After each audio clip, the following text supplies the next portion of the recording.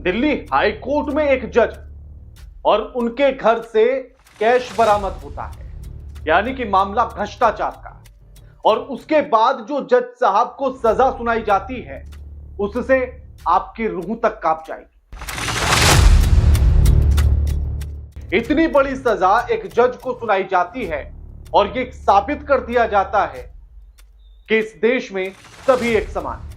अब वो सजा क्या थी वो सुनेंगे तो आपके पैरों तले जमीन खिसक जाएगी, इसलिए अपने आप को संभाल कर बैठे जब वो सजा सुने। नमस्कार, मैं आपके साथ के राणा, न्यूज संवाद देख रहे हैं आप। खबर बहुत ज्यादा चर्चा में है। दिल्ली हाईकोर्ट में जज यशवंत वर्मा, उनके घर पर अचानक से आग लग जाती है और यशवंत वर्मा घर से बाहर गए हुए थे। अब ऐसे में मजबूरन घर के लोगों को फायर ब्रिगेड को बुलाना पड़ता है। दमकल की टीम जज साहब के घर पहुंचती है, जैसे तैसे आग पर काबू पाती है और जैसे ही आग पर काबू पाया जाता है, पुलिस भी मौके पर पहुंच जाती है। और जैसे ही आग पर काबू पाया जाता है तो देखते हैं जज साहब के घर पर कैश का भंडार मिलता है। उनके घर का, उनके सरकारी बंगले का एक कमरा सिर्फ कैश से भरा हुआ था। हड़कंप मचना लाजमी था, लेकिन हड़कंप मचा नहीं। यह खबर दबा दी गई और उसके बाद जैसे ही यह खबर पुलिस से होते हुए पुलिस के आला अधिकारियों तक पहुंचती है, आला अधिकारियों के बाद खबर पहुंचती है सीजेआई संजीव खन्ना साहब तक। संजीव खन्ना भी इस खबर को पूरी संज्ञान में लेते हैं और उसके बाद इस पूरी खबर को दबाकर इस पर कार्रवाई शुरू हो जाती है। यानी कि जनता को पता नहीं लगता, लेकिन कार्रवाई भीतरे चलने लगती है। और उसके बाद संजीव खन्ना साहब, या फिर यूं मानिए कि सुप्रीम कोर्ट का कोलेजियम एक ऐसी सजा सुनाता है जिसके बाद सबके पैरों के नीचे से जमीन खिसकने लगती है। इस सजा को सुनने के बाद सब हैरत में पड़ जाते हैं कि एक जज को इतनी बड़ी सजा आखिर कैसे सुना दी गई, एक जज को इतनी बड़ी सजा आखिर कैसे दे दी गई। और उसी के बाद एक और सवाल सबके मन में कौंधने लगता है, और सवाल यह कि सजा क्या सिर्फ जज साहब को सुनाई गई या जनता को सुनाई गई, पीड़ितों को सुनाई गई या सिर्फ जज साहब को सुनाई गई। अब आप उस सजा को भी सुनिए। सजा यह है कि दिल्ली हाईकोर्ट से जज यशवंत वर्मा जी को ट्रांसफर करके इलाहाबाद कोर्ट में भेज दिया जाता है। यानी कि उनके इलाहाबाद कोर्ट में ट्रांसफर करने की सिफारिश की जाती है कि उनका ट्रांसफर वहां कर दीजिए, इन पर भ्रष्टाचार का मामला है। अब आपके पैरों तले जमीन खिसक गई होगी कि एक जज को ट्रांसफर जैसी बड़ी सजा दे दी गई। लेकिन इसी के बाद दूसरा सवाल यह भी कौंधने लगता है कि जिस जज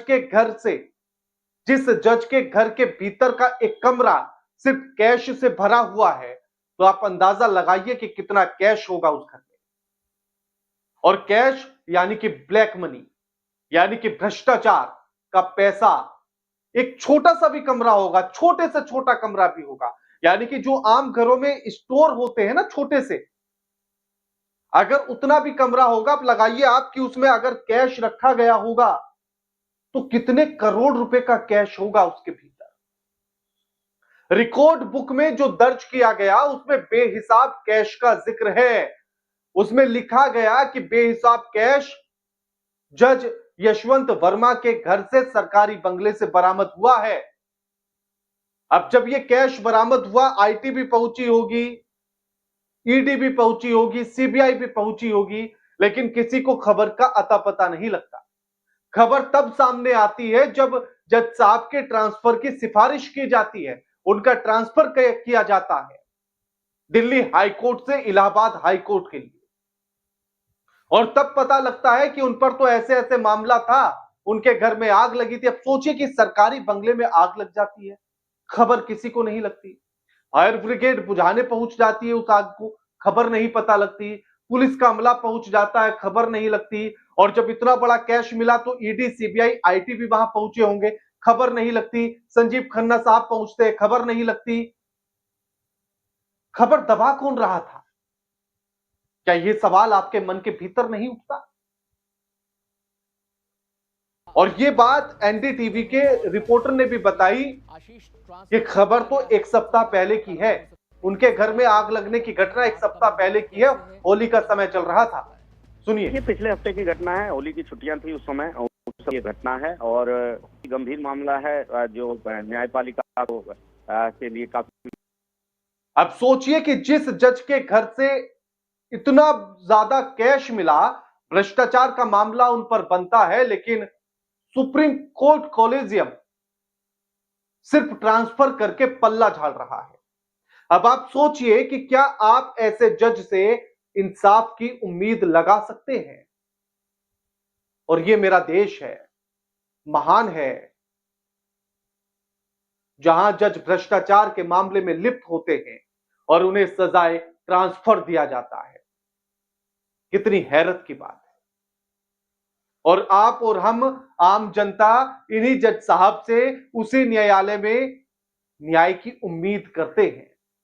अब सोचिए, जिस जज के घर से एक कमरा कैश से भरा हुआ मिला, तो सोचिए किस किस फैसले में क्या क्या मैनेज किया गया होगा, किस किस फैसले को कैसे कैसे बदला गया होगा। सोचिए कि जज साहब के पास पैसा आया कहां से होगा। यानी कि किसी अपराधी ने अपना केस मैनेज करने के लिए दिया होगा, किसी ने अपना फैसला पलटवाने के लिए दिया होगा, किसी ने झूठ को सच बताने के लिए दिया होगा, और जिसे आप और हम सुनने के बाद सिर्फ ये मानकर बैठ गए होंगे कि कोर्ट ने फैसला कर दिया है तो इंसाफ मिल गया है। लेकिन क्या सच में इंसाफ दिया होगा? यशवंत वर्मा जिन जिन फैसलों में रहे होंगे, जिन जिन मामलों में जज रहे होंगे, जो जो फैसला न्याय के तौर पर दिया गया होगा, क्या उनमें सच में न्याय किया होगा? और अब यही यशवंत वर्मा इलाहाबाद हाई कोर्ट में बैठेंगे, तो अब सोचिए कि उत्तर प्रदेश की जनता जब न्याय की उम्मीद लगाकर अपने हाई कोर्ट इलाहाबाद का रुख करेगी, तो क्या उसे सच में न्याय मिलेगा? लेकिन इतना जरूर है कि बल्ले बल्ले बदमाशों की जरूर हो गई होगी, गुंडों की जरूर हो गई होगी। उन्हें अब यह लगने लगा होगा कि एक बार फिर से हाई कोर्ट में जो है यशवंत वर्मा आ रहे हैं, तो खुलकर अपराध कीजिए, खुलकर मनमानी कीजिए, यशवंत वर्मा जी को देंगे पैसे, फैसला पलटवा लेंगे और हम फिर खुलेआम घूमेंगे। लेकिन आम जनता का क्या? अब सोचिए कि क्या भ्रष्टाचार करना इतना आसान हो गया है, और सरकार की क्या यही भ्रष्टाचार के खिलाफ जीरो टॉलरेंस की नीति है? सोच कर देखिएगा कि क्या सच में यही जीरो टॉलरेंस की नीति है क्या? अभी पीछे एक आंकड़ा जारी हुआ था कि हमारे देश के सुप्रीम कोर्ट और हाई कोर्ट में लगभग 80 लाख से ज्यादा केस पेंडिंग पड़े हैं, जो न्याय की उम्मीद लगाकर बैठे हैं, लेकिन उन्हें न्याय नहीं मिल रहा, वो न्याय तक नहीं पहुंच पा रहे। कैसे पहुंचेंगे? जिन अदालतों में यशवंत वर्मा जैसे जज बैठे होंगे, तो उम्मीद कर सकते हैं कि वहां मामले न्याय की चौखट तक पहुंचेंगे, और सरकार इस पर खामोशी रखे है। क्यों? क्या जीरो टॉलरेंस की नीति को भूल गई है? तो च्यवनप्राश खाना शुरू कर दे सरकार, बादाम खाना शुरू कर दे कि उसे अपनी बातें याद रहनी शुरू हो जाएं। सरकार क्यों नहीं आपत्ति जताती इस बात पर? और क्या जज भ्रष्टाचार करे तो वो भ्रष्टाचार की श्रेणी में नहीं आता? क्या जज अपराध करे तो वो अपराध की श्रेणी में नहीं आता? क्या जज कानून से ऊपर हो गया है, संविधान से ऊपर हो गया है? क्या इस देश से ऊपर हो गया है क्या जज? बस इतने का जवाब दे दीजिए। यह सरकार भी, सुप्रीम कोर्ट का कॉलेजियम भी, सब लोग मिलकर बस ये जवाब दे दीजिएगा कि क्या जज कानून की किताब से, कानून से, देश से ऊपर हो गया है क्या? क्या जज इंसान नहीं वो भगवान हो गया है क्या? और इसीलिए उसे किसी भी अपराध की सजा भी नहीं मिलेगी।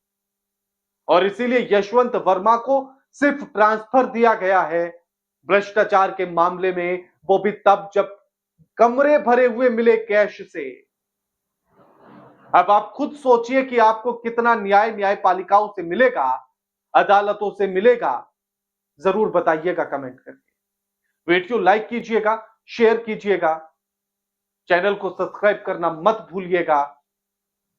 और मेरा देश महान है। जय हिंद, जय भारत, नमस्कार।